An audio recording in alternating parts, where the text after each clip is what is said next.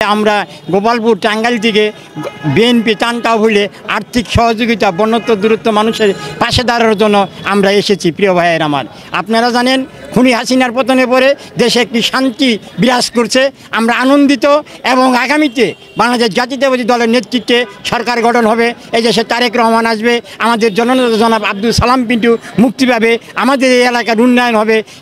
বিগত সরকার আমলে যে সমস্ত দুর্নীতিবাজ, সন্ত্রাসী, নৈরাজ্য, চাঁদাবাজ, যারা অন্যায় অত্যাচারের মধ্য দিয়ে মানুষ আজকে দিশাহারা হয়ে পড়েছিল, সেই মুক্তশালা থেকে এই দেশের ছাত্র সমাজ আন্দোলনের মাধ্যমে আজকে দেশ স্বাধীন, নতুনভাবে স্বাধীন হয়েছে। আমরা নতুনভাবে পথ চলব, নতুন স্বাধীন বাংলাদেশে স্বাধীন করে আমরা এই উন্নয়নের কাজকাম করব।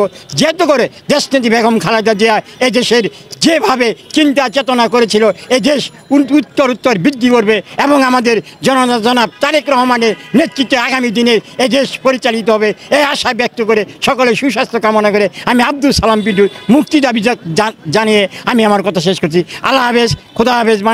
বাংলাদেশ জিন্দাবাদ, জাতীয়তাবাদী দল জিন্দাবাদ, আব্দুল সালাম পিন্টু মুক্তি পাক। সকলকে ধন্যবাদ। সুলতান সালাউদ্দিন টুকু ভাই জিন্দাবাদ। আসসালামু আলাইকুম।